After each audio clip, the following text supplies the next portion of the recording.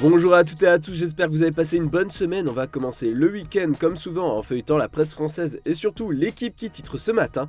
L'important c'est les 3 points. En effet, pour ouvrir la 30e journée de Ligue 1, le RC Lens poursuit sa marche en avant face à Strasbourg. Sans être flamboyants, les nordistes ont battu 2-1 le Racing. Grâce à ce nouveau succès à Bollaert, les 100 et or mettent la pression au PSG et ne sont plus qu'à 3 points de la première place. Clairement, c'est l'alerte rouge à Paris, une défaite ce soir à Nice est interdite. Pour le Parisien, ce qui permet à Lens de se démarquer cette saison et peut-être d'aller chercher le trophée dans le sprint final, c'est son invincibilité à domicile, chose qui fait défaut au PSG et à l'OM. C'est également la meilleure défense de Ligue 1 et de son côté, les dernières nouvelles d'Alsace se dit très déçu pour Strasbourg. Comme à Monaco dimanche dernier, le Racing a tenu tête à un gros du championnat, mais il repart battu, sans le moindre point et avec une tonne de frustration, à l'image de l'expulsion de Habib Diallo pour contestation, peut-on lire dans le quotidien local. Et dans son édition du jour, la Montagne applaudit la très bonne prestation des Bleus hier soir contre la Colombie pour la première d'Hervé Renard.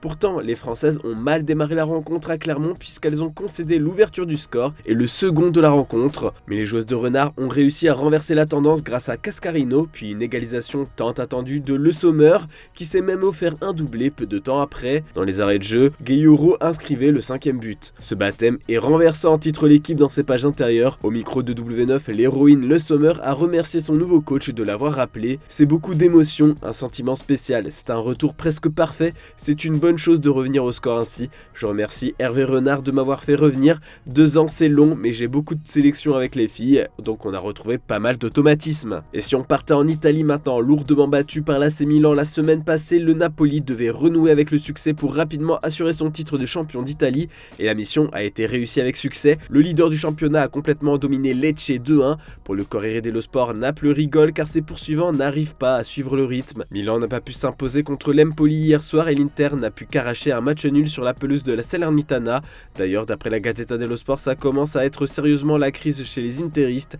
Romelu Lukaku, Lautaro Martinez, Joaquim Correa et Marcelo Brozovic se retrouvent sous le feu des critiques ces dernières semaines. Les journalistes italiens pointent du doigt leur performance en baisse et surtout leur manque d'implication dans le projet du club. Onana aussi met le feu au vestiaire, mais pour lui, aucun problème au niveau de ses performances, mais le journal au papier rose regrette la gestion des gardiens de l'Inter.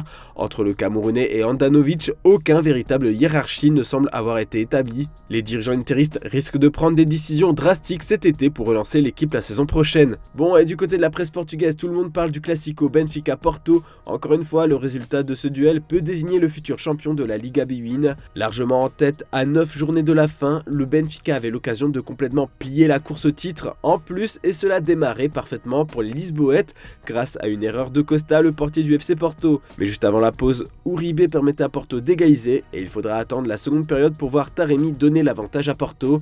Cette action fait la une d'Ojogo et d'Abola, donc à la surprise générale, c'est Porto qui a pris les 3 points sur la pelouse des Aguias. La course au championnat est complètement relancée grâce au génie de Sergio Conceição, écrit le journal de Noticias. Le FCP n'est plus qu'à 7 longueurs du Benfica. On va ouvrir le dossier Messi maintenant. La Pulga fait les gros titres une nouvelle fois en Catalogne. Comme le rapporte Sport, le Barça intensifie son offensive pour convaincre l'Argentin de revenir au club qui l'a fait briller. Le club Blaugrana aurait un plan stable et attendrait de connaître son salary cap pour signer Léo. Maintenant, la Porta attend surtout que le Ballon d'Or rompt avec le PSG pour initier des contacts. Des informations également rapportées par Mundo Deportivo. Pour le quotidien local, tout dépendra de la décision de la Liga. La Ligue espagnole a demandé aux dirigeants catalans de réduire leur masse salariale de 200 millions d'euros. C'est aussi cette contrainte qui bloque la signature de Carrasco au Barça d'après Sport, mais surtout la prolongation de contrat d'Ousmane Dembélé. Son contrat se termine en 2024, ce qui met la pression une nouvelle fois à la direction catalane qui ne veut pas revivre le calvaire de l'été dernier. En cas de nouvel échec, il pourrait avoir un bon de sortie, mais bon, selon nos informations, cette fois, la prolongation sera plus difficile à boucler que la précédente.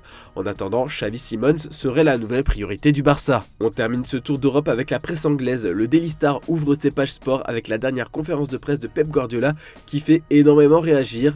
En effet, le coach espagnol aurait d'énormes doutes sur la capacité de Kyle Walker pour rester à Manchester City. Dernièrement, le coach des Sky Blues a opté pour une défense à 3 et pour lui, l'anglais n'est pas capable de jouer dans cette formation. Voici ses mots précisément. Il ne veut pas le faire, il aura toujours de la vitesse, mais pour jouer dans ce système, vous devez avoir des mouvements éduqués, ce qu'il n'a pas. C'est seulement la 2e fois dans sa carrière à Manchester City que le défenseur anglais est laissé de côté aussi longtemps. Son exhibition dans un bar de Manchester n'a pas non plus plaidé sa cause pour faire partie des plans de Guardiola ces dernières semaines. Pour les journalistes du Daily Telegraph, Walker pourrait quitter le club cet été si City veut faire une belle vente car son contrat prend fin en juin 2024. Pour l'instant, les dirigeants ne sont pas prêts à lui proposer une prolongation de contrat. Voilà, c'est tout pour ce samedi, on se retrouve demain matin pour une nouvelle revue de presse. Bonne journée à toutes et à tous.